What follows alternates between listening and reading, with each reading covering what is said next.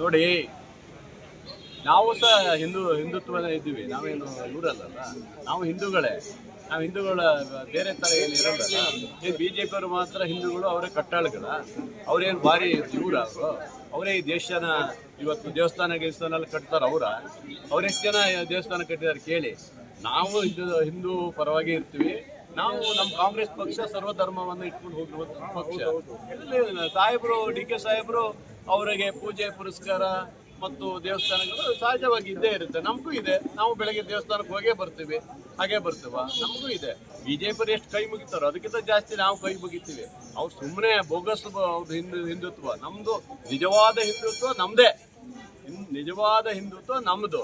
ಅವ್ರು ಸುಮ್ಮನೆ ನಮ್ಮ ಮುಸ್ಲಿಮ್ಸ್ ಹೆಸರು ಹೇಳ್ಕೊಂಡು ಹಿಂದುತ್ವ ಮಾಡ್ಕೊಂಡು ರಾಜಕೀಯ ಬೇಳೆ ಬೇಯಿಸ್ಕೊತಾರೆ. ಬಿಟ್ರೆ ಹಿಂದುತ್ವ ಇರೋದು ನಮ್ಮ ಹತ್ರನೇ ಇರೋದು. ಅಲ್ಲ, DK ಅವರು ಎಂಟ್ರಿ ಆಗಿದ್ರಿಂದ BJP ಭವಿಷ್ಯ ಇಲ್ಲ ಅಂತಂದ್ರೆ ಕಷ್ಟ ಆಗುತ್ತೆ. ನೋಡಿ, ಬರೆದಿಟ್ಕೊಳ್ಳಿ, 28ಗೂ ಸಹ ನಾವೇ ಈ ರಾಜ್ಯದಲ್ಲಿ ಮತ್ತೆ ಅಧಿಕಾರಕ್ಕೆ ಬರ್ತೀವಿ.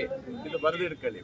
28ಗೂ ಸಹ ಕರ್ನಾಟಕದಲ್ಲಿ ಮತ್ತೆ ಕಾಂಗ್ರೆಸ್ ಪಕ್ಷವನ್ನ ನಮ್ಮ DK ಸಾಹೇಬರ ನೇತೃತ್ವದಲ್ಲಿ ನಾವು ತಂದೆ ತರ್ತೀವಿ. ಇದಕ್ಕಿಂತ ಮೇಲೆ ಏನ್ ಹೇಳಕ್ಕಾಗದಲ್ವಾ? ಅವರು ಹೇಳಿದ್ರು, ನೆನಪಿದೆಯಾ ನಿಮಗೆ?